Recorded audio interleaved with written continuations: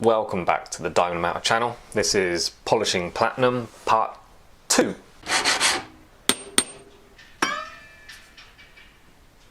I'm going to show you the very final stage of preparing your metal, and then I'm going to physically polish it and show you what's involved. Platinum is so hard wearing, you literally need to polish individual parts before you assemble it. Because if you start trying to polish very difficult to reach areas when it's all put together, it's just not going to work. You're going to be spending all day with bits of string trying to get it all polished out, and you'll never do it as good as if you can just get easy access to certain bits. So I'm using my paper discs again. Let me show you a close-up of what I've done. I took a normal paper disc. Then I took some 1500 grade paper, or 1600, 1200, whatever, to something, one of the really smooth grades. I super glued it on, like that, rubbed it around a bit, just made sure there's glue entirely over the disc. Let that dry, and then I cut it out with a pair of scissors. Then I fitted it into my little mandrel thing, whatever it's called. So this is now literally this paper disc, so I can really use this to get my metal like really as good as it can be before polishing. If you don't know, polishing sucks. It's dirty, it's messy, you're going to be breathing in bits of fluff, it's going to go all up your arms and stuff, and you've got to scrub your fingers after to get the polish off. It's not enjoyable. So the more work you do at the bench now, the less time you've got to do to polish, and you'll do a better job as well. So I don't know if you can see the finish on that. I'm just going to buff it a bit with this 1500 grade paper. I don't know if you can see it's coming up a bit brighter. See that? This is me still on the buffing stage, the papering stage. This disc will get it even brighter than that using that same paper on your buff stick. I've also polished in there as well, because that'll be impossible to get to once my top goes on. So again, I mentioned it in the other video, this goes back to making things a little bit heavier than you think you might need, because it gives you space to really buff things back.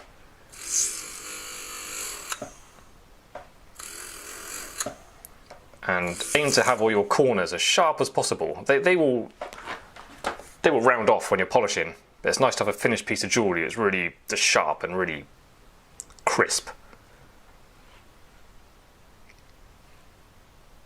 Okay, so that's ready for polish.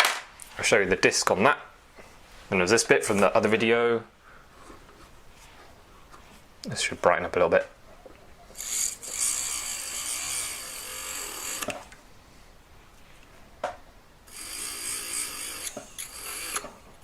And the less polishing I've got to do with the mops, less likely I'm going to get little drag marks, which are like little pits that come off the edges of metal. Like the mop is soft, and if you're pushing it really hard into it, which you need to when you're polishing platinum, it can sort of dig out little holes. So get little scoops coming off of any little holes or little edges, which is basically ballsing up your piece of jewellery. You need to not have those.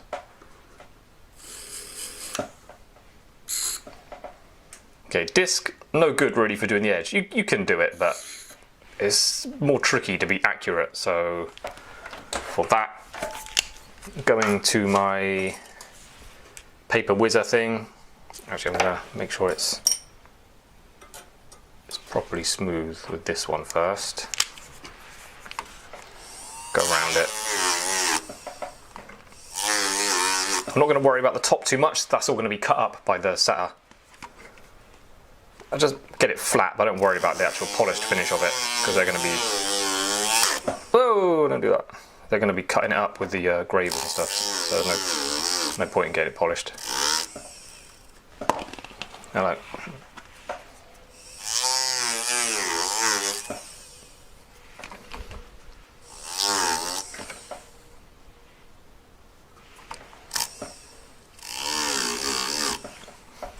Okay.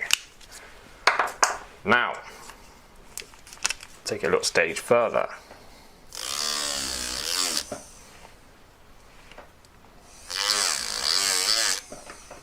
Hopefully that's showing up on camera. I know it's not hugely close, but it is making a difference.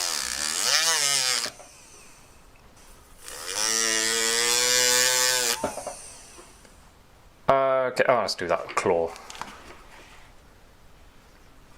If I can do the claws of this. Yes, you've got to go around all the claws as well, you can't miss that, like even that inner edge. When it's set, you can see little bits of the claw, so all got to be polished entirely. And then try not to throw it on the floor.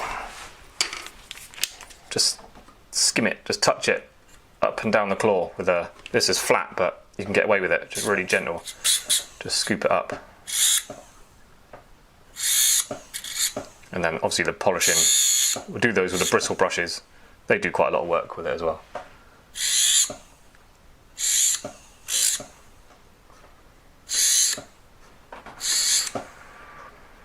This is what will get your jewellery different to other people's handmade jewellery. It's the attention to detail, like really putting the work in to get all the difficult to reach bits polished.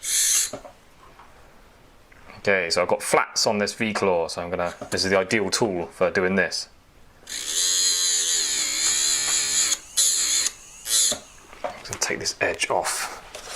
You'll be careful of that edge, I don't want that cutting into the top of my collet. See, I'm just going to sharpen it like a blade. There you go. So now I can sort of safely touch that and it's just paper on the edge, it's not any kind of grit from that top disc.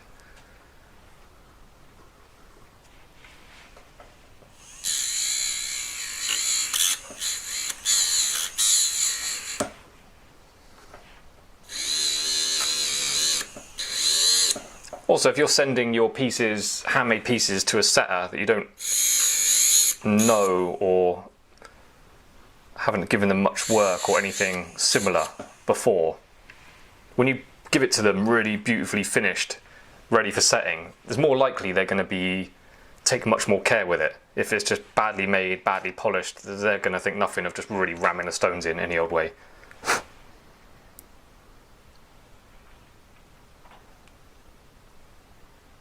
Okay, that's ready. Right, disc, it's on there. Let's do this.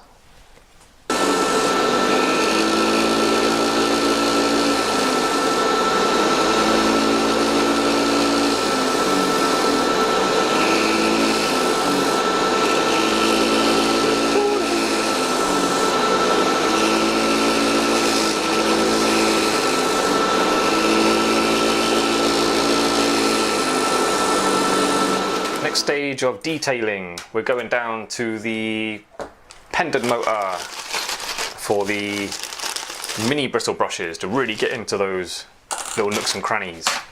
By the way, not ideal to be polishing at your bench because this polish is not a good thing to have around your solder. That's it. You get dirt on and grease on your solder, it doesn't flow very nicely. So these bristle brushes, I call them, I don't know what the proper name is, I think they're just called pendant bristles, I don't know.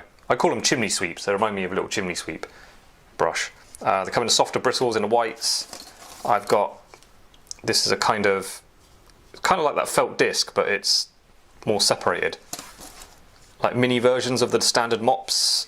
Got a wire brush, literally never used that, I don't know why I keep it. Same with that one, a wire version of that. It's going to be handy one day, but I don't know when. Even when they're worn out, they're still kind of useful. Like they go kind of sharp. And that's it. Oh yeah, these little pendant ones as well. They're just little pencil brushes. They're good for stabbing into the ends of things. So I have loads of those. I even cut the bristles down to make them hard from new. Because they're a bit long. The ones I buy, they're a bit too long. For now, we are just using the black and the white chimney sweepers, and it's very handy to have just a little piece of polish with your pendant things. Saves you having to grab that like a giant chunk of it just to dab on there. A little bit on here. Usually I'd wear just a simple kind of face mask, just because a lot of dust goes in your face, but I'm not going to, because I need to be able to speak. So this is for the claws. I've already been over it with that disc and the bigger similar bristle brush on the polishing motor.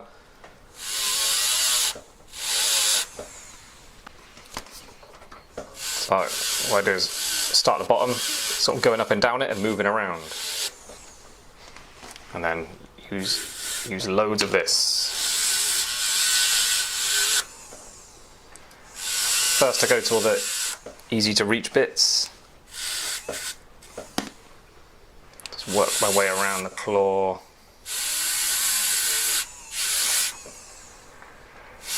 Yep, got dust going in my face quite a lot. Lovely.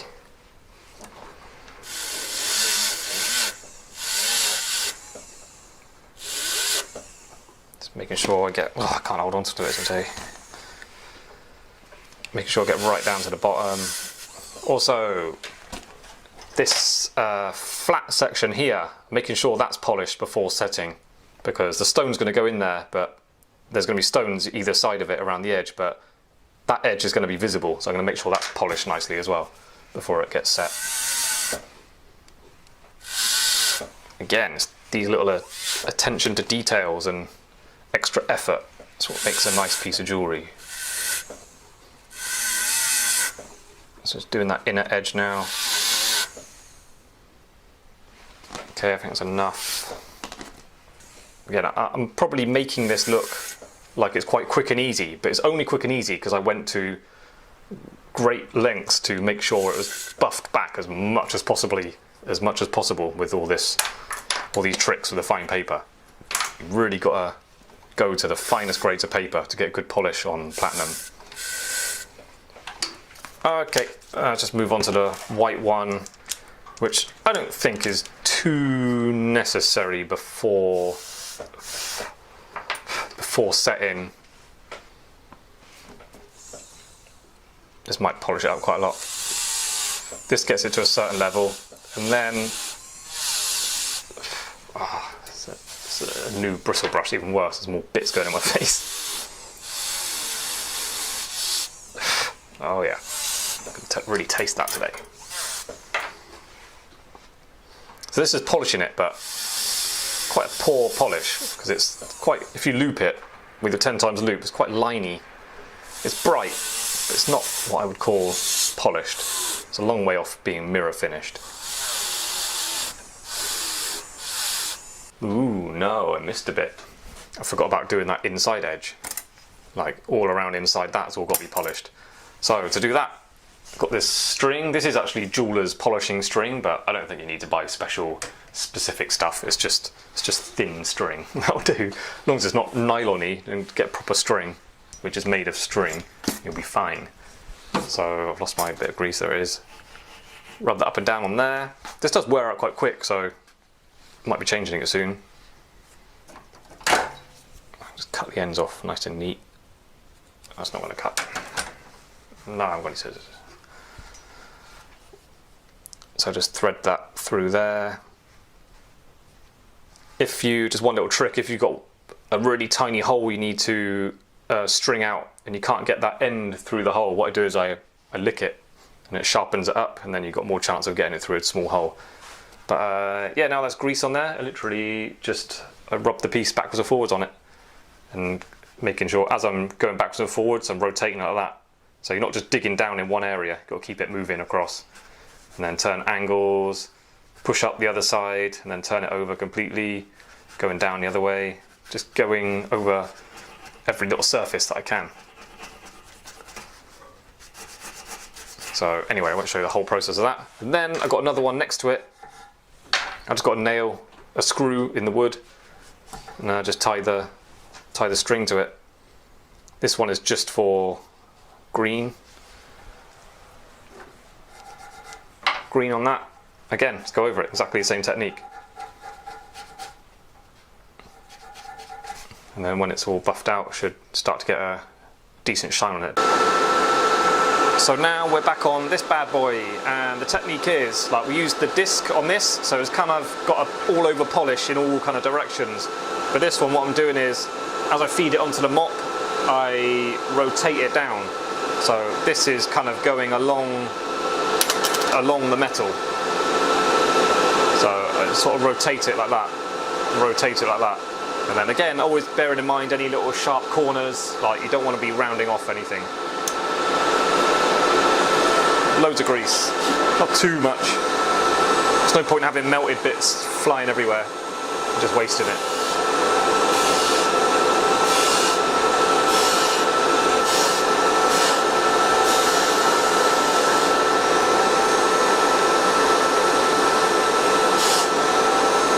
Okay, next one, same. Going to be more careful with this because I'm nervous of any kind of drag lines coming off the holes on the back. So very light. And also things, when your claws sticking up, they're very catchy on mops, so you've got to hold on really tight.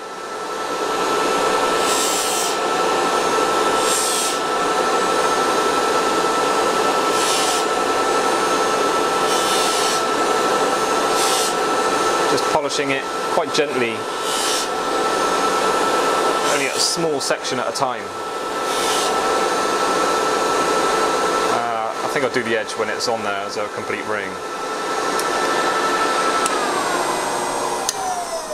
Okay, next stage. That was a good 10 minutes just using the mop just to get these sides, all the scratches out. I keep a 10 times loop near my polishing motor so I can really have a close look at what's going on. So now when I go to the next stage, I shouldn't have any sort of nasty surprises, any little lines or any little dips or anything I didn't know about. So it should be plain sailing. So we're getting on to the softer mop now with the green. Where is that? There it is. So this is just a little stitched one with the softer. I don't necessarily recommend these small ones, by the way. It's just because this polishing motor is so small, that's why I've got to use them. The bigger ones are actually better.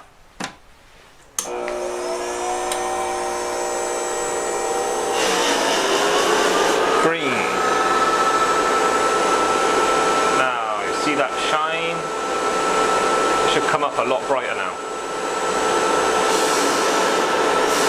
Same technique, moving it around.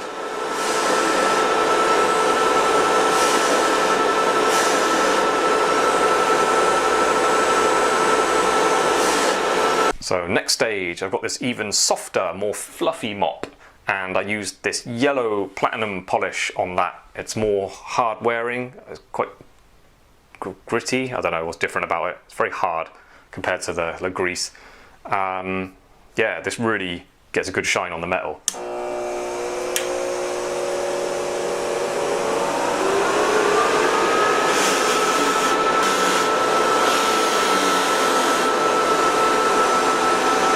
Difference of that now.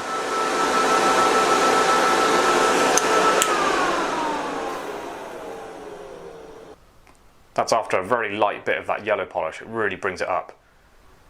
That was the green side. I don't know if you're going to see any difference on camera. This is the yellow side. Holding it and looking at it in my eyes, there's a definite finish. It's got a much more glassy kind of mirror.